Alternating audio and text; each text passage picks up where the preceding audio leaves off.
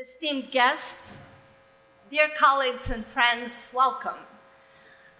My name is Valentina Izmirlieva, and it is my great privilege as the current director of the Harriman Institute to welcome you to a very special event today, a conference in honor of our dear István Deák. You don't need me to tell you what an exceptional person, scholar, mentor, teacher, friend István was. The sheer fact that you are here today, having traveled from different corners of the world and of István's marathon life, speaks for itself. I will not attempt either to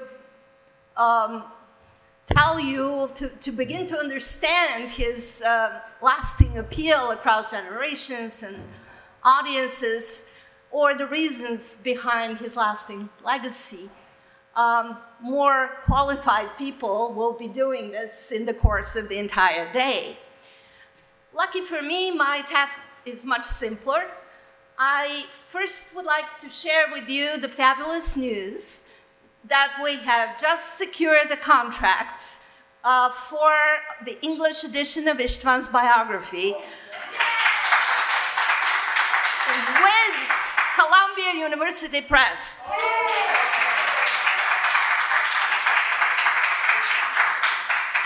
So when Dominic Rail approached me earlier this year with the request to sponsor the English edition of the biography through Harriman, she mentioned that it was going to be published in Central European University Press, and my first thought was, why not Columbia? After all, his entire career has been here. It has been his academic home for over 60 years. So it made perfect sense to approach the press, and I very cautiously broached the issue with Christine Dunbar. Dominic railed the forces to bombard the editorial board with testimonials and positive reviews, and we have the results. I have to admit I relentlessly pushed so that we could do it in time to announce it here, and I'm thrilled that it worked. I also have the pleasure to acknowledge people and institutions without which this conference would not have happened. The Harriman Institute made census the home for this event because István's work and his presence has meant so much for our institution and continues to do so. I think that we are, to the best of my knowledge, the only institution in the world that proudly has an István Deák visiting professorship in East Central European history. But we couldn't have pulled it off or assembled such an exciting program without István's family, especially his daughter Eva, who is here with us today.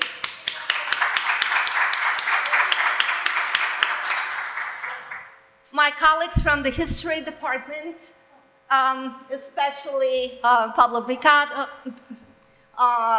Victoria de Grazia, Mark Mazauer, Volker Berghan, and our colleagues from the Botstiber Institute for Austrian-American Studies, who also co-sponsored this beautifully published special edition of the Journal of Austrian-American History dedicated to István, which is you can all have. So let us wish one another a day full of good fellowship and intellectual pleasures, a day worthy of István's memory, one that he himself would have enjoyed. And now I'm delighted to pass the mic to Botstiber Managing Director Kevin McNamara, who will join me with offering some remarks.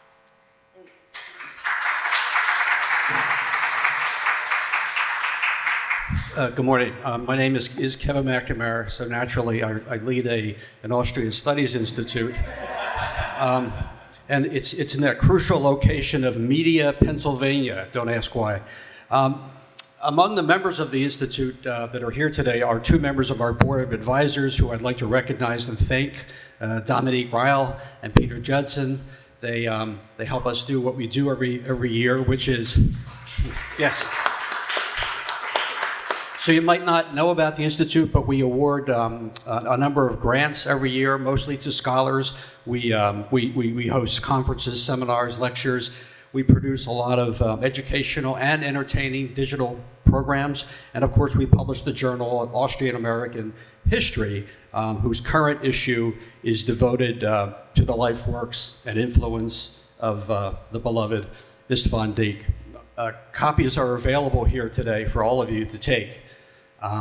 I did not have the opportunity ever to meet István, sadly, but like many of you, I found his research and scholarship very helpful to me in writing a book of my own a few years ago. But on the other hand, I could not even then imagine until today what an enormous impact he has had on our field. So it's just an honor and a privilege to be present here today to celebrate the life of a truly great and good human being. Thank you.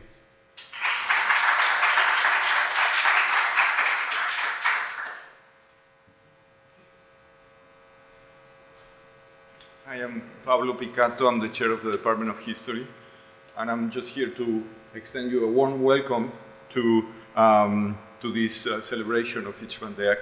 I want to thank all the people who organized this, starting with Dominique Ryle, Mark Massauer, who couldn't be here, Volker Bergam, Attila Pock, Alan Ragnov, and Victoria de Gracia. I don't know if she's here. Just take a few minutes of your time. I joined Columbia in 1997, just after István Deák retired. Yet I had the luck of meeting him and benefiting from the same exceptional qualities that you will be discussing today. For me, he represented something that would remain throughout my years here at Columbia, that sense of history as an intelligent and persistent engagement with the present.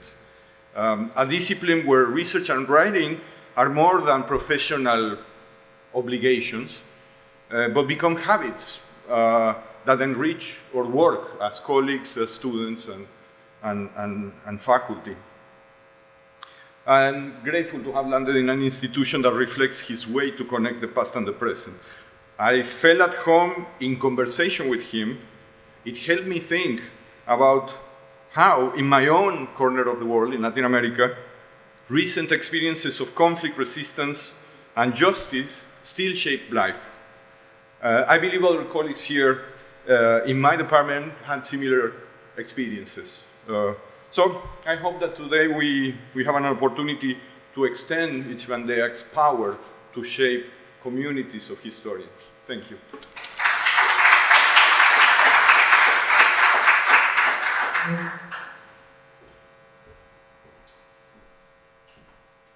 Good morning.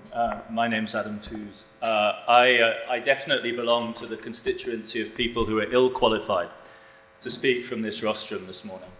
But it is nevertheless a great delight to be here, and I want to extend a thanks to all of the folks that were involved in organising this, but particularly to Dominique, who is really, it has to be said, a tireless preserver, keeper of our professional memory. I don't know anyone else who does the work that she does, indefatigable, tireless, energetic, humorous, engaging, to actually kind of sustain a collective understanding of what we do and what we owe to each other. It's amazing. And that's why I'm here, because she asked. And two things I realized in emailing back and forth with her is the first is that how much István Deák obviously meant to those who knew him, to colleagues, to friends, to students. I actually already knew this through Mark Massauer, who introduced me to him very late in his life. And I know Mark would very much have wished to have been here this morning and was unable to be here. And I think I'm sort of in his stead, very, very poorly filling his elegant shoes. And I also realized the extent to which I am, and we were talking about it, and Pablo was also reflecting on, if you like, a person who belongs to the Columbia after the generation of István Deák and Fritz Stern. It was a kind of historic shock, I think, to realize this. I didn't realize this until I looked it up early this morning, that Stern and Deák were born both in early 1926. Stern was his senior by a matter of weeks. I mean, they really must have made an incredible pair in their 30s and 40s coming up when they did. The energy must have been quite something. Looking at the pictures, it's, you will know, I can only speculate, it must have been quite a thing. But asked by Dominique to say a few words, I sat down this morning to read some of István Deák's essays in the New York Review of Books. And what a rewarding pleasure it was. What struck me above all, not being a Hungarian historian or a Central European historian, is his style, his prose. The fluidity, the ripple, the see-through lucidity of his rendition of history, in which complexity and the provocation to argument and thought is generated again and again by contrasts and juxtapositions. I mean, you know his work far better than me, but let me give you, as my contribution this morning, a few nuggets from that hasty selection of my reading. So, writing on the occasion of the 50th anniversary of the 56 Revolution, about a volume of photographs taken by the Austrian-born photographer Erich Lessing, Deák remarks, "Here, idealistic students demonstrate for freedom and pretty young girls hug submachine guns, but there are also plenty of armed thugs who a few years earlier may well have worn the insignia of the fascist Arrow Cross movement. The bodies of young Hungarian soldiers whom the lynch mob mistook for political policemen litter the streets, and so do the bodies of young Soviet soldiers. Photographs of revolutionary writers, poets, and philosophers mix with pictures of the poor searching for food in garbage heaps." Sorry, I tested, I'm not COVID sick. I've just got a freshers flu thing. But what a passage making use of this collection of photographs to tease out the ambiguities, the visual shock of those moments in the streets of Budapest in '56. What an economical, evocative, and jarring rendition of the kaleidoscopic reality of a failed revolution. A scene which was suddenly shaken back into shape on November 2nd, 1956, when the Soviets flew János Kádár to Moscow, where, as Deák remarks, he was easily persuaded to form a satellite regime. And continuing in this deadpan, hard-boiled vein, this met with the approval of every government in the world. Let that settle in. Including the regime of Tito, who was afraid that the Hungarian example would spread to his multinational state, nor did the British, the French, and the Americans wish to see a change in the European status quo. So zooming back and forth between the street scene and an image of a kind of almost Metternician settlement in the Cold War era. But he's spinning no victim narrative, no simple story of heroes and martyrs. As he remarks, thus it came about that while Hungary today honours Nagy as a great martyr, his murderer, Kádár, is remembered by Hungarians as one of the most successful statesmen in their country's history. This is irony, ambiguity, complexity, not just as style, it seems to me, or as affectation, but as method, and you might almost say as message. And he maintains it even in the face of the most challenging moments in his own biography and in European history. Commenting in 2011 on Hungary's compulsive return to anti-Semitic tropes, what he said is that behind this lay Hungarian society's inability to confront the history of the Holocaust in Hungary, during which the Hungarian authorities and some members of the public caused the death of several 100,000 Jews, while some of the same authorities and some citizens also spared or even saved the lives of perhaps 200,000 other Jews, including himself. How utterly matter-of-fact, how laconic, how devastating, perplexing, and truthful. And that passage comes from a prescient 2011 essay in which he warns of the threat posed by Orbán's second government, which concludes with the following lines. Hungary was once the merriest member of the East European socialist camp. Together with Poland, it showed the way to reform in the Soviet bloc. It would be a tragedy if it now suffered a grave weakening of its democratic institutions. Development after that must have been a trial for him. I wish I'd known and understood him well enough to understand what that meant at the end of a marathon life, to witness what we have witnessed. In the course of today, you will pay tribute to Deak's remarkable career as a scholar and teacher. And I just want to thank you for remembering him in this way, and may we all be so fortunate.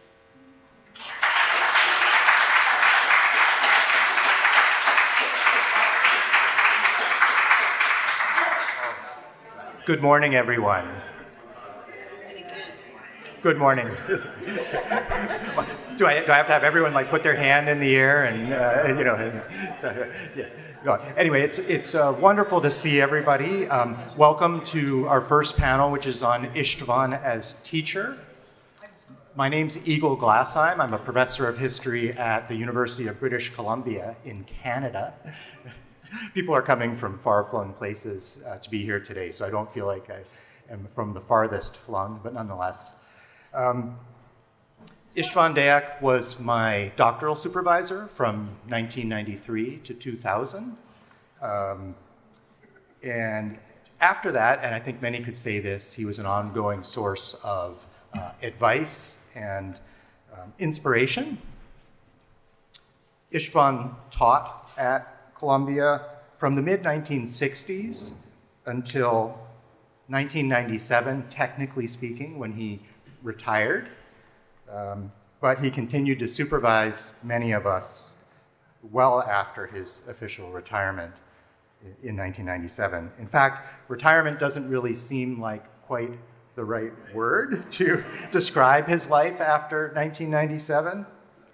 He remained very active as a scholar, a supervisor, both formal and informal, and a teacher well into the 21st century. So this panel aims to capture István's distinct contributions as a teacher and an advisor. And I think it's important for us to share these reflections as we're processing the loss of someone who was an inspiring teacher and colleague to so many of us. But also I think this gives us a chance to crystallize what we value as teachers and as advisors, and what we have drawn from his example. And maybe it's possible, although I don't expect it on the panel today, that some of us learned some things that we didn't want to do from István as well. I'm not saying you do or don't have to. Before we turn to our panelists, I have a story of my own I want to share. This was long ago, I would say an education and half a career ago. It was a blustery day on the coast of Maine, and the phone rang. And I'm not going to try to do an István accent. I think that's not be advisable. But the question was, is this Eagle Glassheim? It's kind of a quizzical voice. And it was István Deák calling from New York.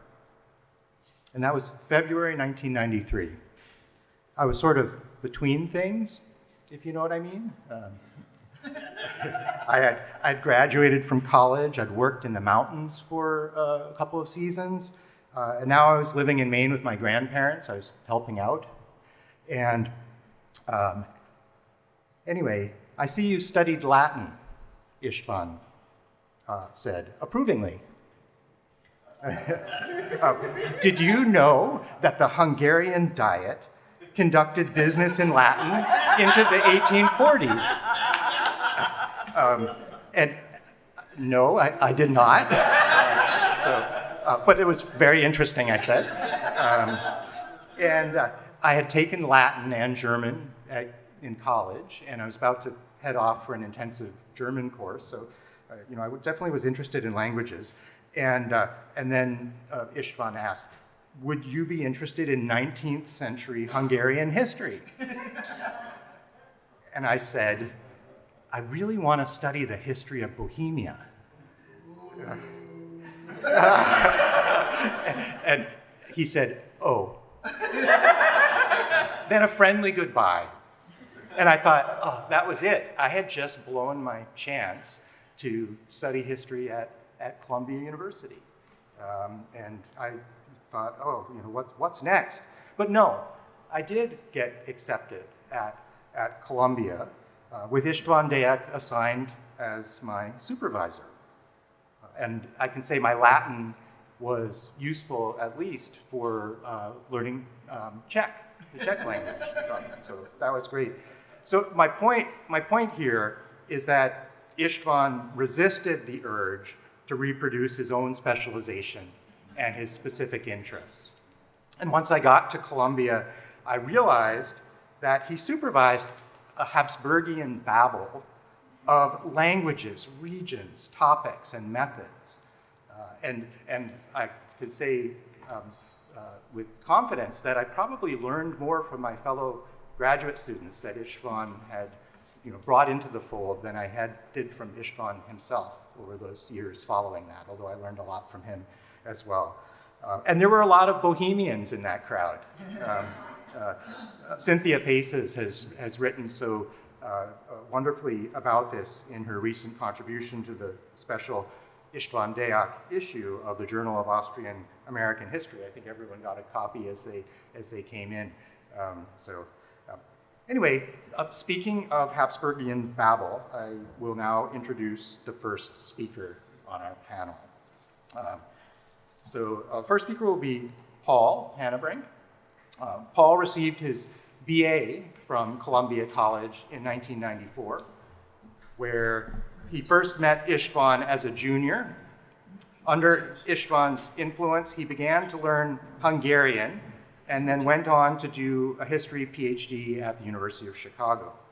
And he's now a professor of history and Jewish studies at Rutgers University, where he's taught since 2001. And Paul's written 2 books, In Defense of Christian Hungary, Religion, Nationalism, and Anti-Semitism, 1890 to 1944, and A Specter Haunting Europe, The Myth of Judeo-Bolshevism. So I'll turn things over to Paul.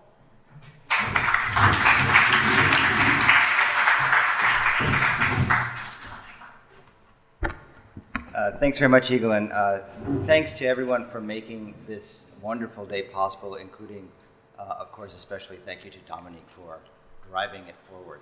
It's really, I think, wonderful to be here together with all of you. As Eagle pointed out in his introduction, my relation as a student to István is a little bit different from pretty much everyone else's here, and especially those of my colleagues on the panel. I was an undergraduate when I met him. I'm Columbia, as Eagle mentioned, Columbia College, 1994. So I met István in the early 90s. And I met him first and most decisively as an undergraduate in an undergraduate history seminar. The topic was the Army and Society in Modern Europe.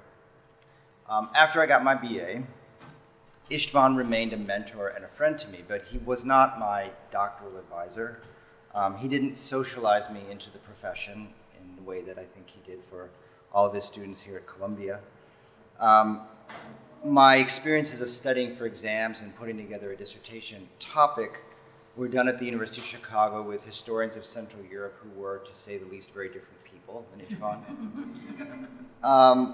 And it was really only after I left Columbia that I really began to read his books carefully, to think about where one might put them in the sort of panoply of works in the field.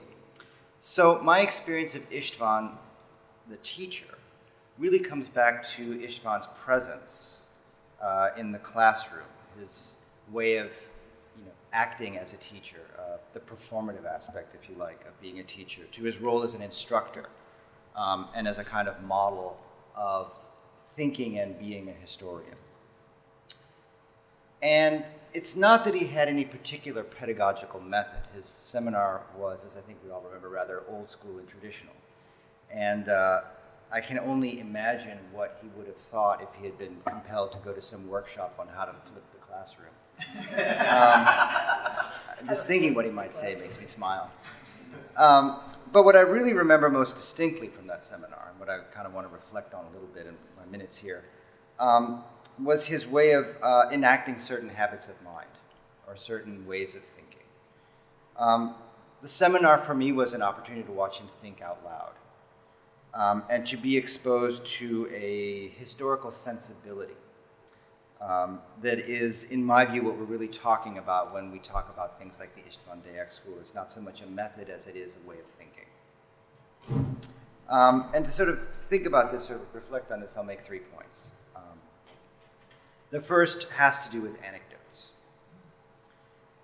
So the course that I took with him on Army and Society covered the kinds of topics you might think: the French levée en masse, the role of the army in building 19th century states, the problems of transforming imperial armies into national ones, and the kinds of political and moral choices that professional military men faced when confronted with 20th century ideologies like fascism. And teaching the seminar, István had this way of often casting his interventions or his comments, either on the readings or on things that some of the students said about them, in the form of revealing anecdotes or vignettes about some of the historical figures who were in the readings or who came to his mind as we were discussing them. Figures whose lives embodied contradictions and paradoxes that were not easily explained by rigid classification schemes. And I expect that we're going to hear these words a lot today: contradictions, paradoxes, ambiguities. Adam Tooze also mentioned irony, and István's comfort with sort of letting them all sit there and not trying to force them into a resolution. So in that class, we heard from him about Austrian officers who served their emperor loyally and then became socialists, Hungarian officers who hated communism but chose to fight in Béla Kun's Red Army because they thought it was their patriotic duty. Examples like these. Sometimes István remembered people he knew. I have a very strong memory of István talking vividly and at length about Hungary's anti-fascist resistance at the end of World War II. He didn't mention names on that day, so it was really only years later that the penny dropped for me, and I realized that that day he had been talking about Béla Stolar, for example. And in those moments, the seminar was in the late afternoon, the sun was setting, the shadows were gathering. István's charisma, it was undeniable, he had a charisma in the classroom, transformed the seminar room on the 12th floor of IAB for at least a few hours into a kind of tiny corner of Central Europe.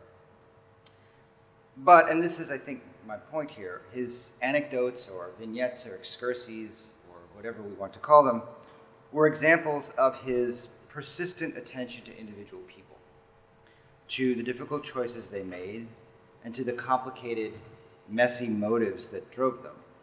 And this, he seemed to be saying to us in the seminar, was really the true subject of history. Second point, I want to pick up on something that Holly Case and Mate Rigo made in their lovely essay in the collection of essays, the special volume that you were all handed when you came in of the Journal of Austrian-American History. It's a really wonderful memorial volume, and there's so many good pieces in there, but I want to think about this one in particular because Holly and Mate reference his infamous use of the "then again," that rhetorical gesture. Or more grandly, and I love this formulation because I really hear Holly's voice. In the essay, it's casting outward toward the counter position. At one level, it was a kind of fair-mindedness. In his discussion of books in the seminar, István insisted on acknowledging that there were other sides to the question and that it was necessary to consider possible responses to the arguments made, including possible responses to his own. So Deák says this, but then again, Alan Sked says that. And it definitely modeled history as a kind of intellectual exchange. But he also carried this then again sensibility into his discussion of historical situations, and this is what really made an impression on me. Because for me, I saw as he did this a kind of an example of someone thinking about counterfactuals in an intellectually responsible manner. If X had done this, then maybe Y would have been different, but then again, so would Z have been different because A, B, C were all the same. And this was so intoxicating me because it was very, very different from the kind of late night BS sessions you had at undergraduates in John Jay Hall with like pizza and beer, and you start to think about, would the world have been totally different if Adolf Hitler had been accepted into art school or something? That was not what he was doing.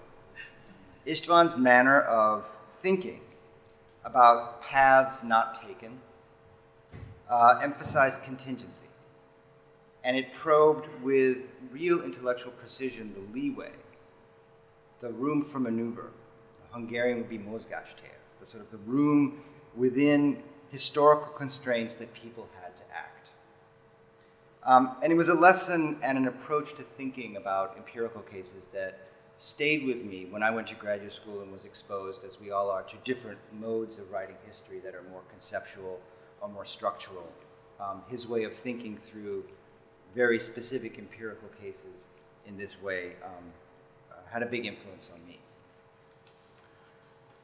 Finally, I want to echo something that Ben Frommer wrote in the piece that he and I co-wrote about being undergraduates with István. Ben was also an undergraduate here at Columbia, graduated 2 years before me, but he and I both had the same kind of experience of basically being brought into the historical profession as such, simply by sort of the sheer force of István's example. Ben wrote, and I'll just quote the two sentences here, if István's attention to his graduate students' written work was laudable, his attention to that of his undergraduates was truly incredible. Deák's marginalia were legendary. Dozens upon dozens of penciled-in comments that engaged with the text and pushed the writer to consider complexities and holes in arguments that most teachers would leave unremarked or even unnoticed, and I can only second this. He was a rigorous critic, and I'm sure that his former graduate students will have lots to say about how he influenced them in shaping individual chapters and the whole sort of architecture of their dissertation. But I mention it because it reflects the fact that István cared deeply about writing. And I think the single strongest memory I have of that long ago seminar, which would have been in 1993, was István one day declaring passionately, history is belles lettres, full stop. I've never had a professor say that to me before. I never had one say that to me afterwards. But it was something that really came from a very deep place within him. And I think it's worth reminding ourselves, and Adam too's gestured towards it in his comments, that his written style is not simply really good, it's a model of elegance. It's lively, it's direct, it has a clarity and a precision that reflects clarity of thought. He never buries his arguments in passive sentences. There are no Germanic verbs turned into nouns. In his books, people are always the actors, not discourses, not the state or the law. It's telling, and I think, and this is, I guess, my last point, it's an extension, I think, of that historical sensibility that I'm trying to sort of point to. I suspect that I'm not the only one here who has heard an imaginary István over their shoulder as they write. And even today, when I'm at the computer, I will sometimes look at what I've put on the screen, and I'll say to myself, Paul, István would hate that sentence. And then I go for the delete key. So I know that everyone else has lots and lots of sort of thoughts about István as a teacher. Those are mine, but I'll sort of give the floor to the next person. Thank you.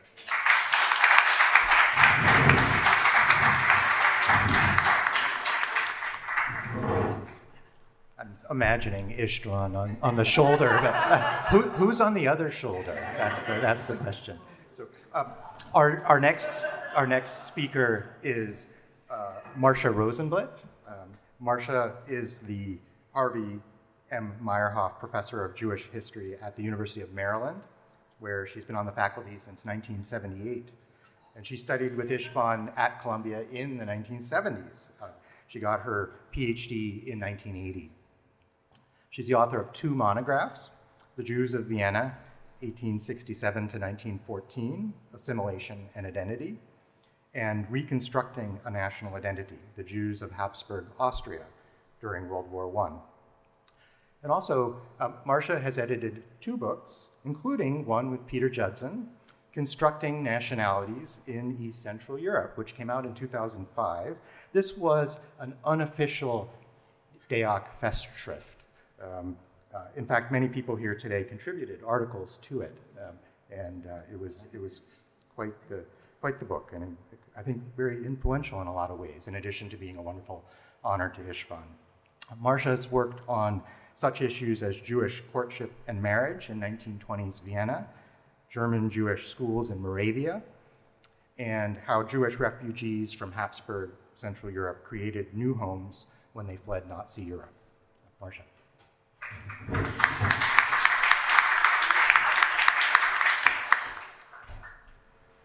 Thank you so much. Gosh, Paul is a hard act to follow, actually. I may not be quite as eloquent, but I will try my best. It's both hard and easy to talk about my beloved Dr. Vater, István Deák. Hard because I miss him a lot, today and very often. I miss his smile, his wit, his sparkle, his charisma. I think that's a better word, actually.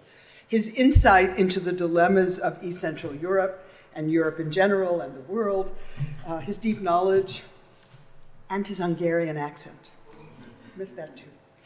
But it's easy because he made such a big intellectual impact on me. And I like talking about it, and I like talking about him. It makes me feel close to him despite the fact that he died. So my role here today is to talk about István as a dissertation advisor. And he was a fabulous dissertation advisor, as many of us in this room can attest. Those of us who are speaking and those of us who are not, like Peter Black, who was a student with me in the late 70s. He was a fabulous dissertation advisor. He was the very model of a dissertation advisor, and I hope I modeled myself on him. But what made him so fabulous? Why do those of us who were his students admire him so much? And the answer is that he cared about us and he trusted us as historians. So let me provide a little background. I'm a historian, after all. I can't resist a little background. I came to Columbia in 1972, which is a long time ago. It's 51 years ago. But anyway, I came to Columbia in 1972 when this was not the Maison Française. It was someplace else. But anyway, in 72 to study Jewish history, not Habsburg history. And we in Jewish history had to study all of Jewish history from the beginning of time to the present. Plus, we had to do a minor in a field of general history that corresponded to the area of Jewish history that was our, that interested us. And so for me, who was interested in modern European Jewish history, my minor field was modern Europe. And so I studied with the great modern Europeanists at Columbia with people like Robert Paxton in French history, Fritz Stern in German history, although honestly I did that as an undergraduate at Barnard, not as a graduate student at Columbia. And of course István Deák for Habsburg history. But I was, as I said, in Jewish history, and my advisor was a man named István Deák, who was a medievalist, and he didn't think much of me because I was interested in the modern period, but never mind that. Anyway, I studied with all the great Europeanists, and when I took István's course on the monarchy, and it was just an undergraduate lecture course, my first encounter with him, 4,000 level course that graduate students were then encouraged to take, I was entranced by the monarchy and its complicated multi-everythingness. Its peoples, its religions, its classes, etc. It just appealed. I just liked it. I barely even heard of the Habsburg monarchy, and I just loved it, and he presented it, as Paul said, both with anecdotes and eloquence, and he talked to us about how his sister, Eva, was not allowed to date men who weren't of the proper social class, but she was a communist, so she didn't care about that, but never mind, never mind. I mean, but that was in class, it was very charming. And so all of this appealed a lot. And then I became an orphan. And István adopted me. I don't mean an orphan in that my parents died.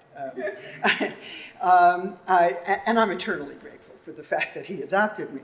István Deák, who was the medieval Jewish historian, left Columbia in December of 1974. And so, although I did do my orals with him in Jewish history, I took my European history exams later with István. Columbia didn't replace Encore for 5 years, when it did replace him with Yosef Yerushalmi, but he came after I left. And I really was an orphan, so were all of us in Jewish history. And István offered to be my advisor. He just called me and said, "Do you want me to be your advisor?" And I said, "Could you?" And so he adopted me. He became my advisor. And it made sense, of course. I had decided to do my dissertation on the Jews of Vienna, and István was the perfect advisor for such a project. The topic, he didn't suggest the topic. Actually, the topic was suggested to me by Deborah Dash Moore, who was a fellow graduate student. She worked in American Jewish history. Now she's a professor at Michigan.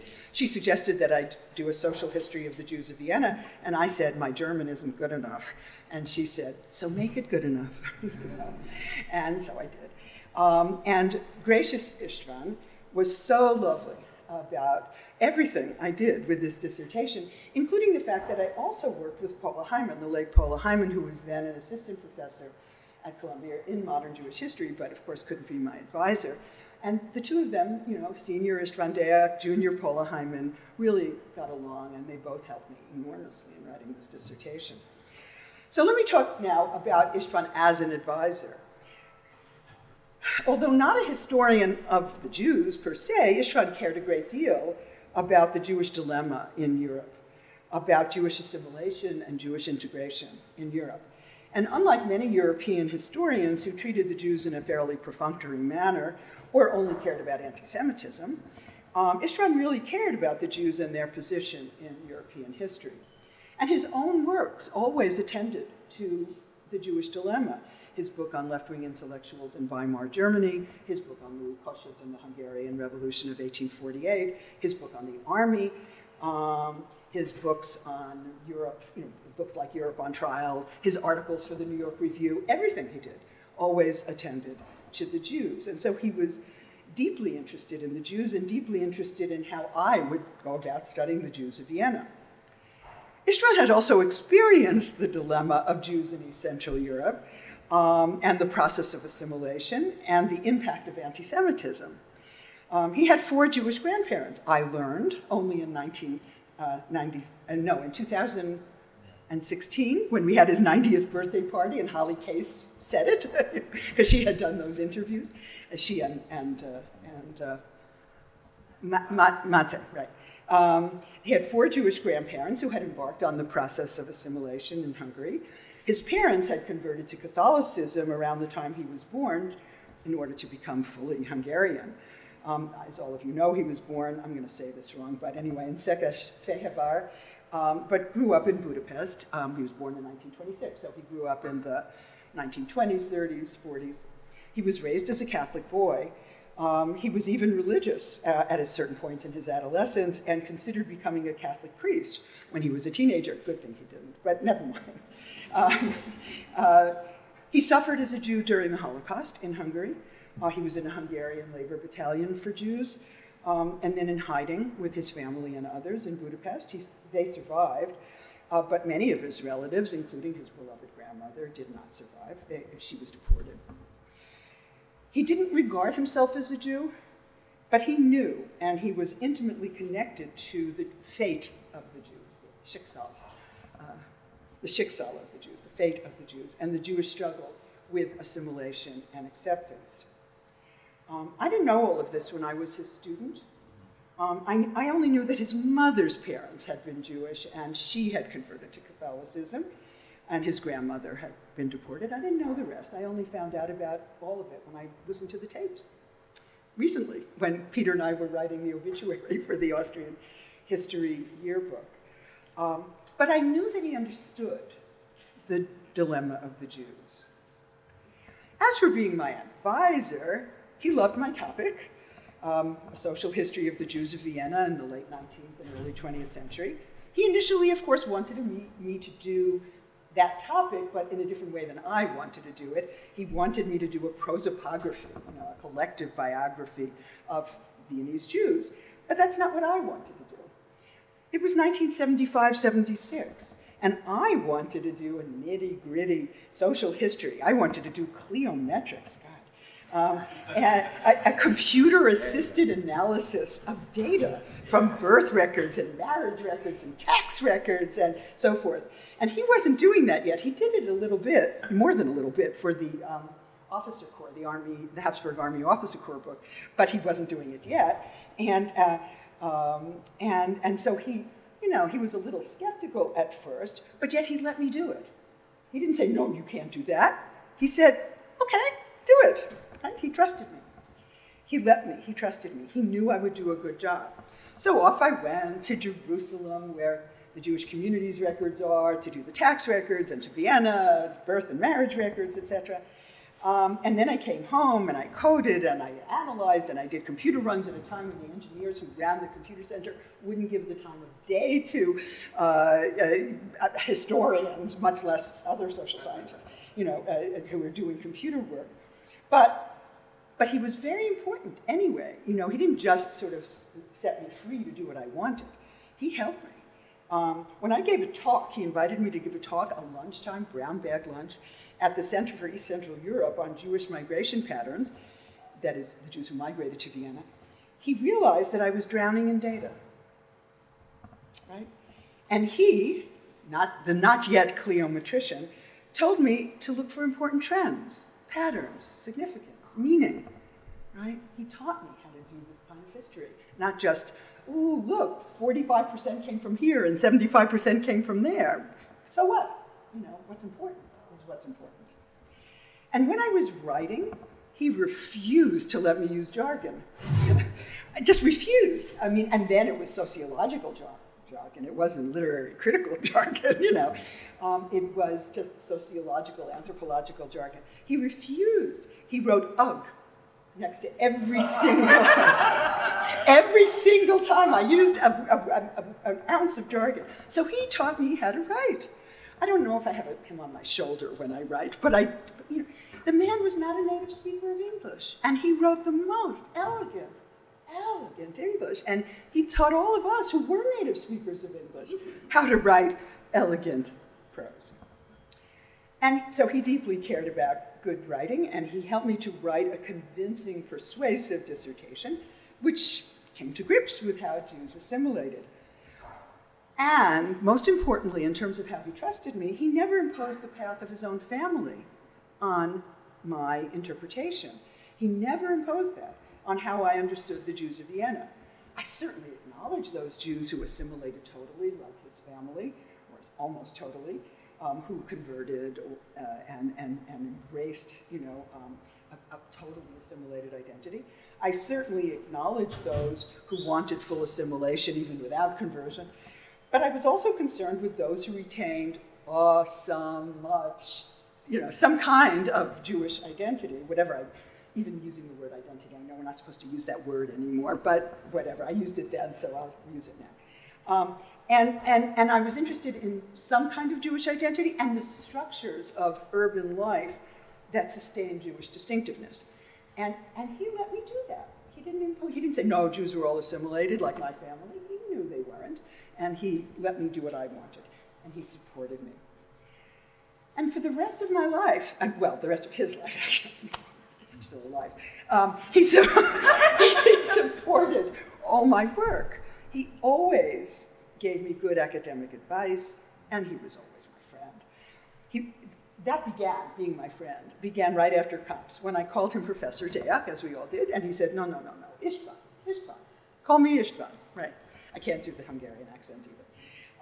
And then later when I forgot and I called him Professor Deák, he would say, István, I told you to call me István. So, of course, I visited him and Gloria many times in their New York apartment, which is fabulous, was fabulous, and we saw each other elsewhere, in Vienna and so on. He fed me well, he fed all of us well, both in New York and in Vienna. I even visited his sister Eva in Budapest, and she was gracious too, and they had the same hair, and I was so impressed.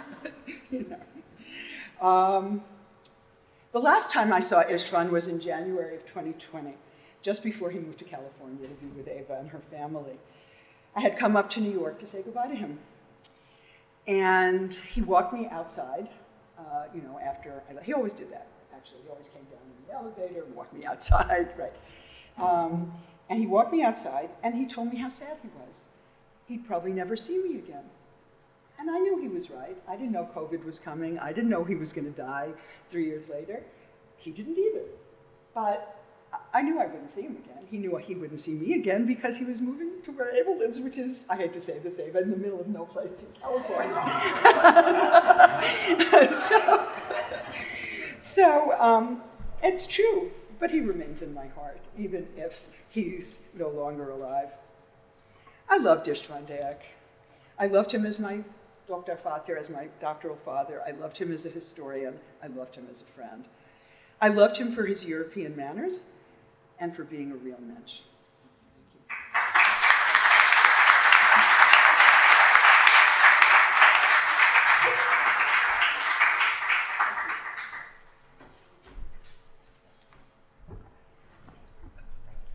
I would say that so what and no jargon will echo down through the generations.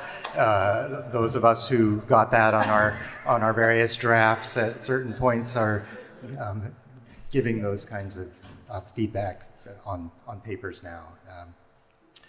So our next speaker is Dan Unowski.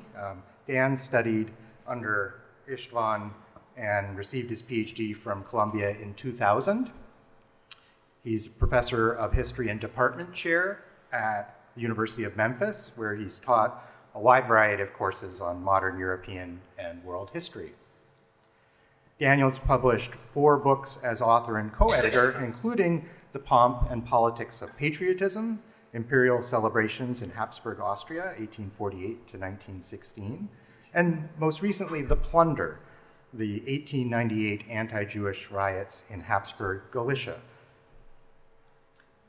He's working on a study now of the Ritter case, a ritual murder accusation that took place in Habsburg Galicia in the 1880s. And I should also note that Daniel has just stepped down from serving as editor, co-editor of the Austrian History Yearbook, which also plays a really important role in István's history as a professional and a scholar that influenced us as well as so many other people. So I'll turn things over to Dan.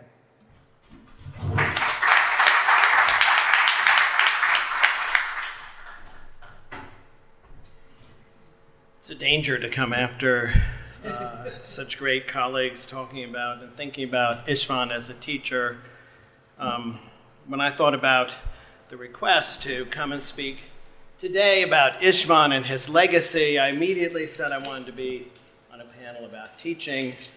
We all, I think, have similar, well, we'll hear about it later, similar ideas about his influence on us as scholars, and I'm not going to ignore that in what I say today. But when I think about him, well, it was 30 years ago that I was in his classes, I think about him above all the way he was in his classes, watching him as a graduate student and thinking about how I wanted to be as a teacher of undergraduates. And you experienced that as an undergraduate, but there I was, a graduate student, taking that same kind of lecture class on the Habsburg monarchy. And my clearest memory of István to this day, really, is a particular moment, a particular lecture in that class, which says so much about him and echoes so much of what we've just heard. And that was his lecture about the assassination of Franz Ferdinand. And everyone who ever heard him give that lecture, it's really still the way I do it. And it's interesting, I recently had one of my former graduate students who just got a job in a small college in Tennessee, thank goodness, a job, you know.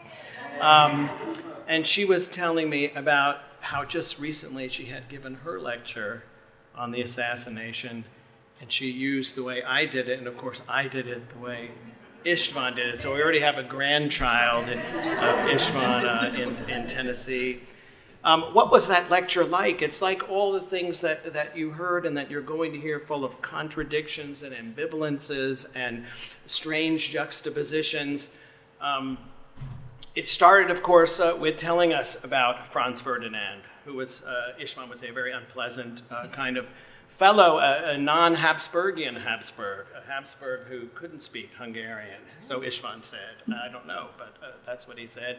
And so who hated the Hungarians for that reason, who couldn't speak Hungarian, who wanted to revamp the monarchy in a radical way, which he thought would save it, but Franz Josef and István believed would have been disastrous, who killed at least 300,000 animals, right, in his career. It's insane to think about.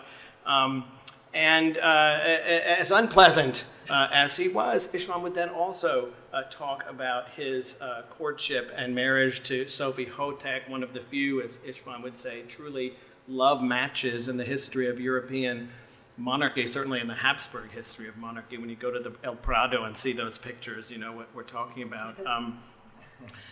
But anyway, and then he would get to the reason why Franz Ferdinand was there in Sarajevo, in this dramatic, again, I should have started with this. He comes in with his backpack, right, and his comfortable shoes, his comfortable walking shoes, and his creased pleated, his creased pants, and you know, pulling that mop of hair back before he begins, and again, then Franz Ferdinand and so on, and why he's down there. And what a coincidence and ridiculous story it was that he was there. It was because of his love for Sophie Hotek, and he wanted to let her feel how it might be when the old man finally dies, that she could sit in the car with him, she could be sucked up to by everybody, instead of humiliated, right, at every single ceremony back in Vienna. And of course, because he came as inspector of the army, the military provide security, and they don't know how to provide security. So, you know, there was nothing but crowds of cheering people. Were they hated? What were the crowds cheering people about if they were so hated? So crowds of cheering people waving flags, and those tubercular, hardly trained assassins spread out, each with a cyanide pill and a pistol and a bomb. You know, I'm thinking of, you know, Acme bombs or whatever. And he tells that story, and the bomb thrower, and, you know, Franz Ferdinand waves his arm and all of that. And then, of course, the bomb thrower takes everybody knows this story, but, you know, takes the cyanide pill, which is out of date, and makes him vomit, and jumps in the river to kill himself, but there'd been a drought, and there was almost no water.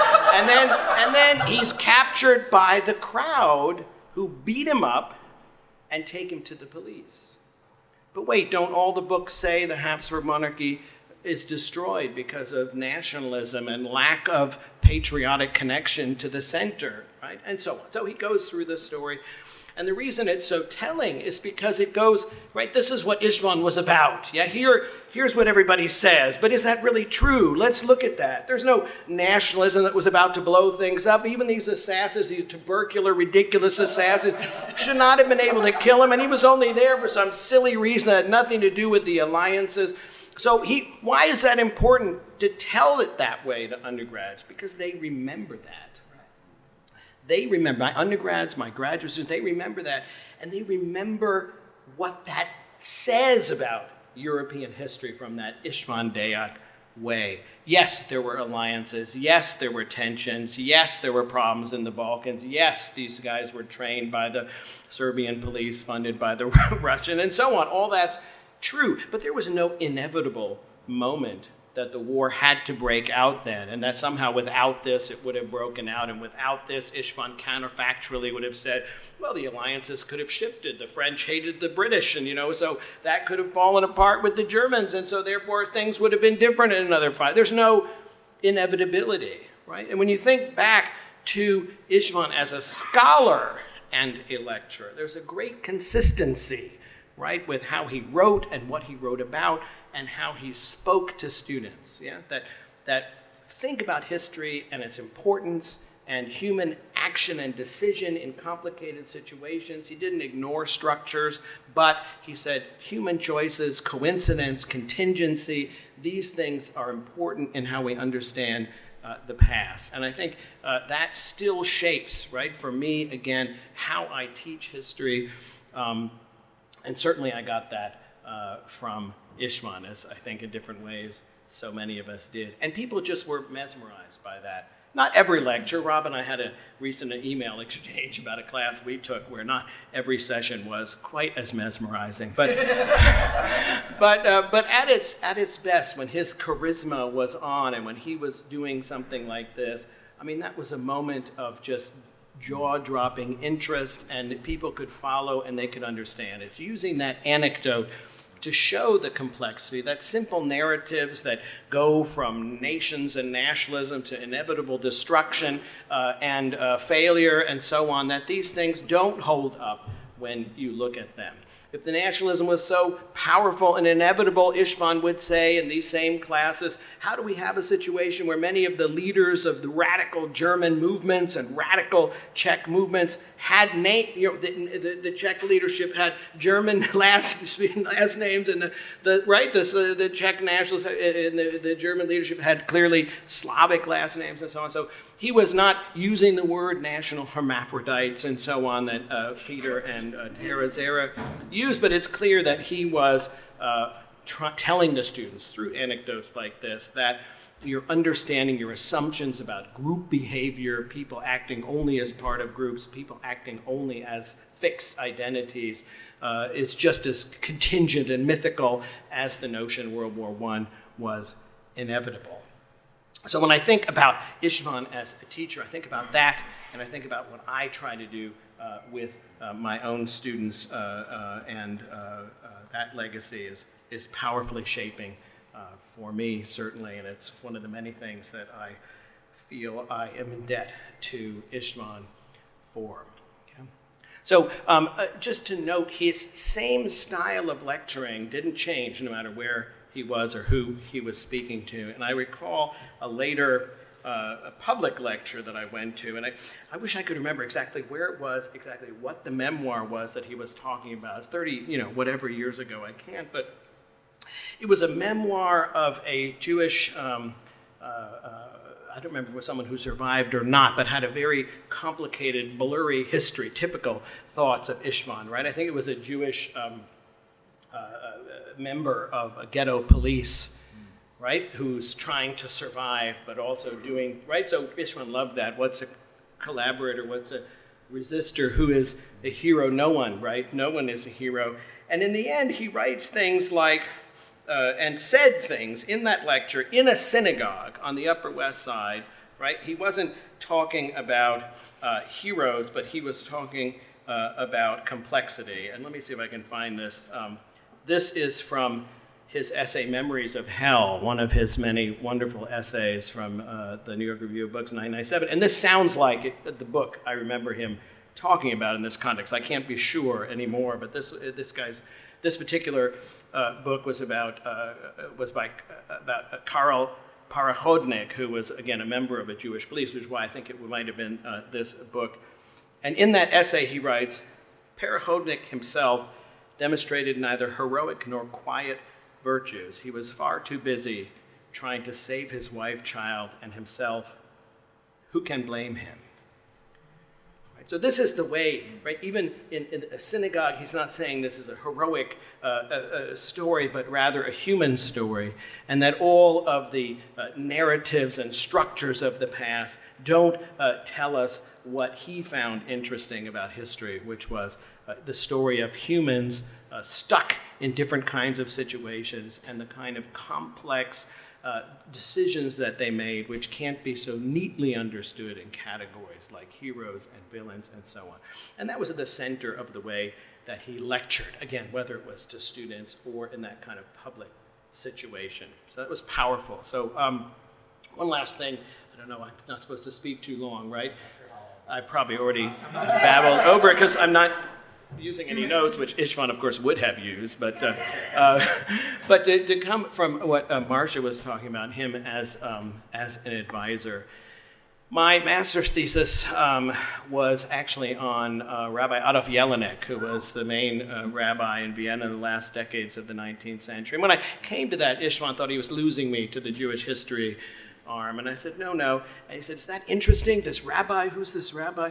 So he went and talked to his good friend, Yosef Yerushalmi, who convinced him that, in fact, Adolf Jelinek was interesting because he was someone who was writing about an effort to have a Jewish identity in Vienna, which was clearly Jewish, clearly proud, but not Zionist, not national, but ethnic, but what does that mean, right? So it's a kind of figure that would, please István to know about, right, about such a person who's really has this tripartite identity that Marcia writes about so beautifully in her work. So that convinced him. So it wasn't what he wanted, but then he trusted that, yes, okay, let's see what happens with that, right? And it's same thing with my decision to learn Polish instead of Hungarian, which was also sad for him. Okay, but then, all right, and I'm sure that he will come up with something positive. The last thing I want to say, and I'm not going to have any time to mention those wonderful, delicious spreads he would have for the gatherings, full of products that very few religious Jews could be touching. His hams and salamis, we all know about that, right? Or the time I brought a beer because they were having pizza at his house, and Gloria says, "Does beer go with pizza?" And I thought I was in the Twilight Zone. But then István said, "I will have a beer."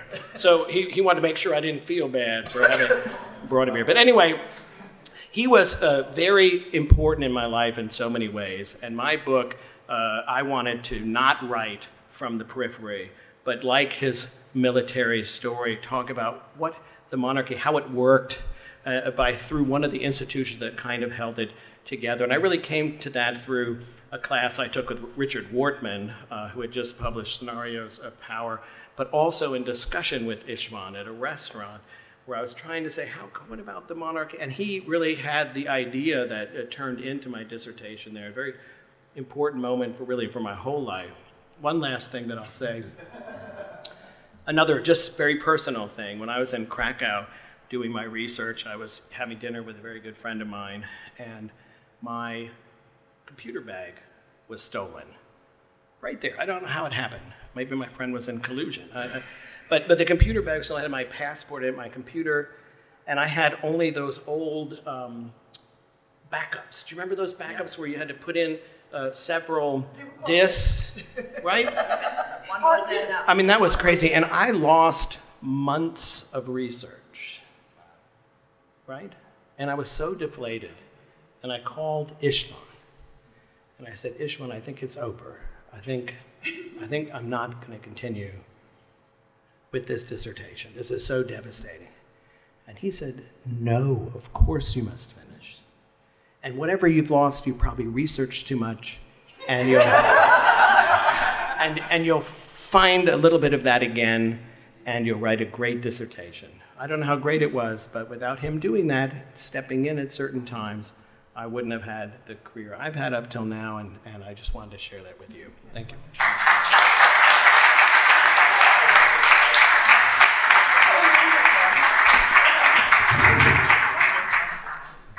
I just want to admit that I've also given the Franz Ferdinand lecture and talked about the 300,000 animals that he shot. And there's much discussion and uncertainty as to where he got that information, but nonetheless, we have that anecdote that lives on.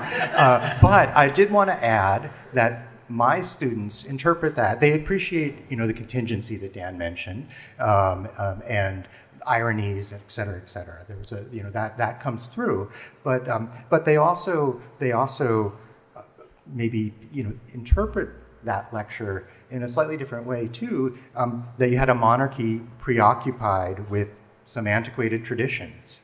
And this is something that my students end up debating, and I think this is thanks to István and of course his many scholars that studied with him and learned from him, debate about the causes of the fall of the monarchy, and it's something that carries on in our classrooms even now. Our next speaker is Jennifer Faure. Jennifer began her graduate study at Columbia in the fall of 1999, note after István retired, and defended her dissertation with István on her committee in 2006.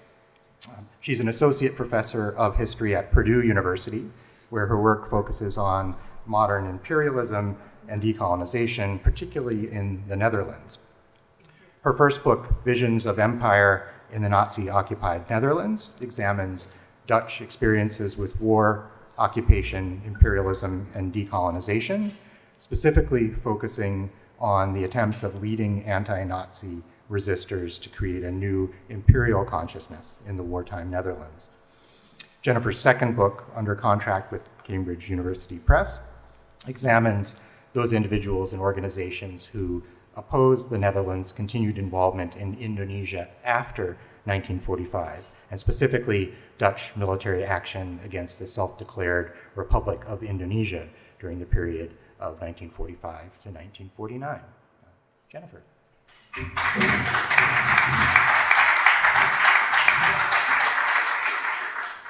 It is really hard to follow all of you. I'm just gonna say that. First, my deep appreciation to all those individuals, institutes, and organizations that made this event possible. I can't think of a more fitting format and setting to celebrate István's life, unless, of course, we could all fit around the seminar table on the 12th floor of the SIPA building.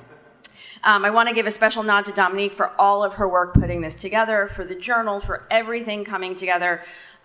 Dominique was part of my cohort. We were one of the last cohorts to be admitted to Columbia under the Hunger Games model of admit as many students as you want with the assumption that they won't come, none of them have funding, and then let them fight each other.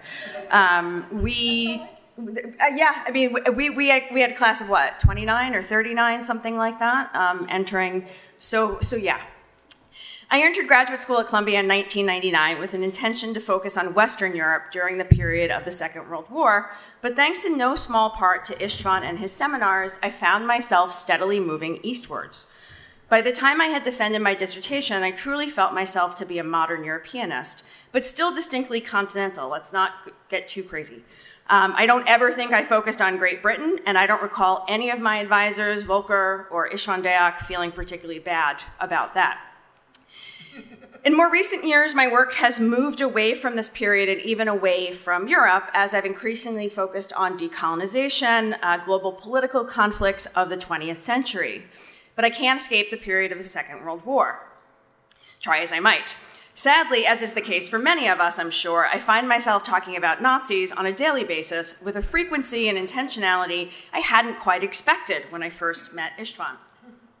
So in my contribution to the special issue of the journal, I focused on István's influence on the scholarship of Nazi occupation, collaboration, resistance, and the Holocaust, as well as his approach to writing. Today I want to highlight the latter, focusing not only on his writing, which we've heard about too, but the way he modeled writing, no matter the venue or setting. As we all know and appreciate, as we've heard, István wrote with a keen awareness of both his intended audience and his own positionality. Reading his pieces in the New York Review of Books, I was always amazed by the way he seemed to be writing for you, dear reader, while at the same time exposing himself, without relying on the first person I to do so. I still don't know how he crafted this kind of prose.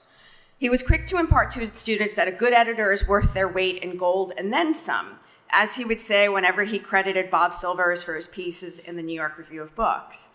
But even the most talented of editors need good raw material, of course, and he kept it coming. We are all familiar with his writing style. We've heard it referenced already, and I imagine this is going to be a running theme for the day. Crisp, sharp, to the point, but at the same time playful and replete with ironic observations and asides. His clear, direct prose pulled no punches, but never read as terse or simplistic. At all times, and whether for writing for a general public or for a small group of scholars, István conveyed what Paul and Ben termed in their contribution the messiness of history. Perhaps his straightforwardness allowed him to better tease out the vagaries of human behavior. People are complicated, but telling their stories doesn't need to be. I don't ever recall István instructing his students to write as he did, nor did he provide any kind of formal writing instruction per se, other than a one-time conversation I had with him about his writing schedule in his lovely office, in his apartment, and so on. But he did approach writing from a very different perspective than did many of his colleagues at Columbia.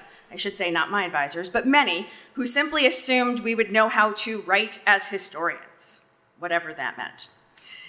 István modeled it for us instead. Simultaneously adopting the role of sharp-eyed editor and cheerleader, he poured through our written work with an intensity and earnestness I can only hope to emulate from my own students. Those of us who submitted drafts to him are well familiar with his many line edits. As I described it in my contribution to the journal, he created marginalia that could be simultaneously scathingly blunt and hilarious, but it always made you revisit the words on the page, not question your ability or intelligence. So you knew you were lucky to have had István's good faith engagement with your work, even if it meant that you had to completely rewrite your piece. And this leads to my second point. Namely, István consistently refused to gatekeep the profession and study of history, which was an amazingly remarkable accomplishment at a hierarchical, stolid institution such as Columbia. It produced us, but I mean, it's true. He created an inclusive, welcoming environment by taking seriously his students as both scholars and humans, using any and all opportunities to do so, whether that was directing spirited debates in a graduate seminar, which, yes, he taught long after he retired, serving what he would call a very simple lunch for you at his apartment, with lots of paprika. That was usually the kind of caveat. Emailing you with book or film suggestions, or just responding to your email with an awe-inspiring quickness at all times. Whenever anybody says that, oh, anybody over the age of 70 can't use email or something like that, all I do is think about István, with the quickness and the responses and just telling you exactly what you needed when you needed to hear it. It was these little gestures, as we've heard, like being invited to call him István after passing oral exams, that made such a difference in promoting collegiality and creating community. Through them, he reminded you that you belonged and that we were all part of the same project, whatever that project might be. This was especially important for a first-generation college and now graduate students such as myself. At Columbia, I became keenly aware of privilege and wealth, and although I could often mask my trepidations during his seminars, I mean, you had to with the Hunger Games scenario, I always remained cognizant of my status as interloper and upstart. As a native New Yorker, of course I knew what the New Yorker magazine was, but I didn't think it was written for someone like me. I had never heard of the New York Review of Books. And none of this mattered to István, who I'd like to think saw someone willing and able to learn. He just said, you should read this. I think it's important. In the last week of classes in my second year of graduate study, I broke my ankle. And when I should have been attending one of István's legendary cocktail parties, I was so angry that I had to miss it. I was instead visiting an orthopedist locating downtown, who informed me very angrily that I needed surgery immediately, since the ER, St. Luke's, had misdiagnosed my spinal stress fracture, which I incurred right over there on the steps of Philosophy Hall, just walking down the stairs. Awesome.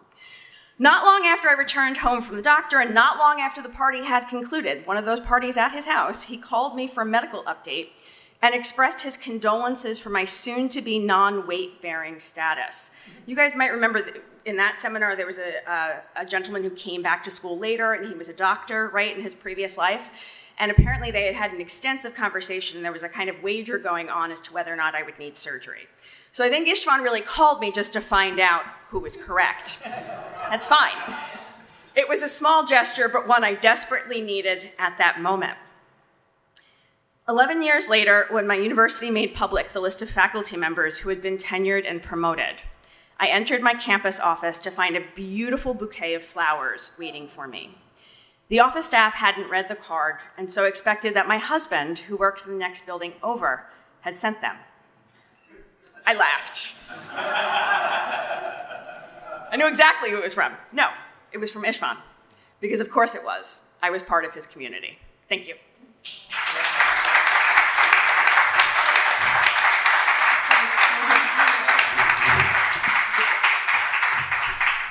Thanks, Jen. Kind of brings some tears to our eyes, I think, some of us, being, I guess, welcomed into that collegial community after the passing of the oral exams, the call me István moment.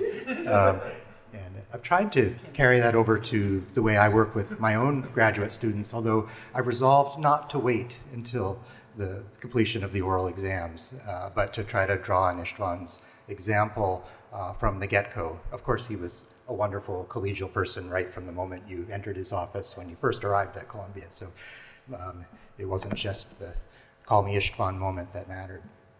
So we have now about 10 minutes and before we'll have a short break. And so I'd like to open things up to the floor. If anyone would like to ask questions, to make any observations that you want to add, the floor is open, and we do have a microphone that will shortly be ready to come to you if you would like to say something. So, so please.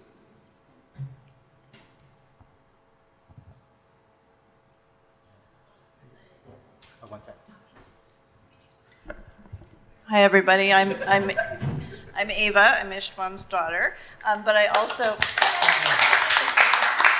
just wanted to let you know I'm not the only family member here. My two cousins, Panka and Fruja, are here. They are Ava, István's sister's daughters, and Panka was instrumental in the book, in My Marathon Life, and she edited it for him. And so they're very important family members, and we're very important to my father. So I just wanted you to know that they're here as well. Can I add that we always heard about you in class too? We heard about Ava, and we heard about the two of you. Of course we heard about this Ava, but we heard about everybody. Can I add that it's about the book? When he said he was writing his autobiography in Hungarian, I asked him why? Why Hungarian? You've lived in America for the past 60 years. You know, why are you writing this in Hungarian? And he said, they need to know it better. You know, they need to know what happened to me better. The Americans can wait. The Hungarians need to know. And I thought that was a telling insight into his attitude towards things Hungarian in the past decades. And it was very moving. And so I'm profoundly delighted as one of his non-Hungarians knowing students to know that it is going to be a surprise.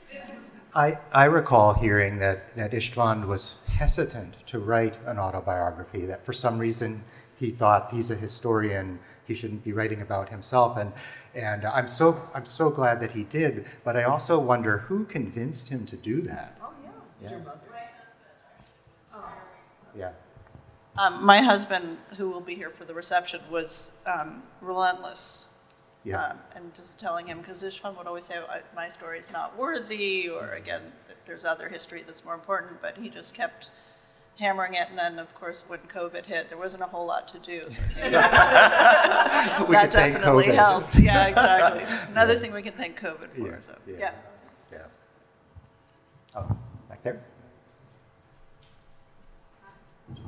Hello, I'm George Deák. Well, same last name, but no relation. Right? So I remember István from the same era as Marcia. I think we started in the same year.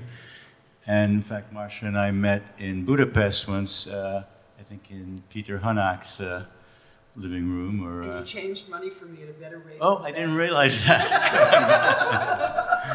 So I loved working with István, and also I appreciated the fact that he introduced me to the whole Hungarian historical community, Peter Hanak and Ránki György and everybody, and now newer generation of friends from Hungary through him. So I have very fond memories also.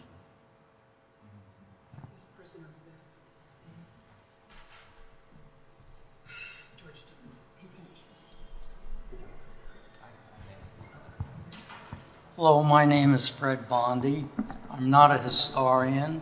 I've been practicing chemical engineer for 62 years, but I'm very touched by this photo because I came to know István Deák through other history professors because of my interest in Hungarian history and particularly Hungarian Holocaust history.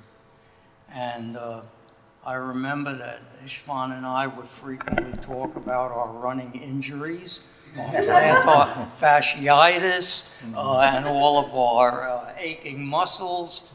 And we both treasured our runs around the reservoir in Central Park. And I just want to say that István Deák was a real mensch. He really helped me with my own writing. I had one book published by Purdue University, and I have another book underway. And I will always treasure my memories of him. Thank you.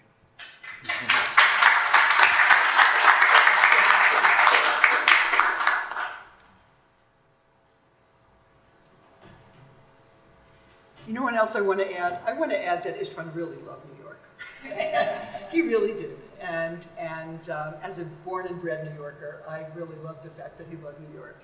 I think he said in one of the tapes, one of the interviews with Holly and Mate, that when he first arrived in New York in 1956, and he just walked, I don't know where he was, he walked on Broadway and he went into some grocery store, and all the languages of the world, or of Europe, or of whatever, were being spoken, and he thought, this is a place I could live, you know, that's nice.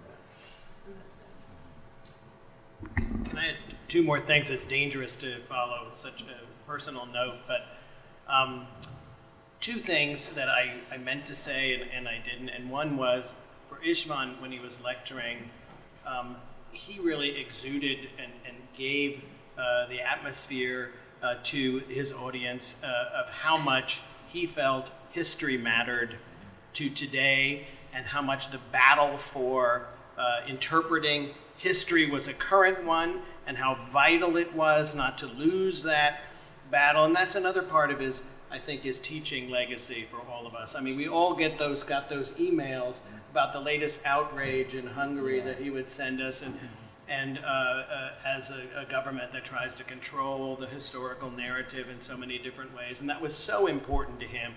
And when I teach history, and I know this is the same for all his students, we don't just teach about Franz Ferdinand in that moment, but we teach that these stakes are vital, right, to understanding today and to who we are as citizens of this country and of the world. And that was really part of who he was at the center as well. Wonderful. Yes, right here. Hi, my name is John Candell, just an old friend of the family, a good friend of Ava's. The last couple of years before they left for California, I lived in the neighborhood. I guess, took care of their pills, went over there for dinner, sat and talked with them before they left for California, which was a very sad day in my life.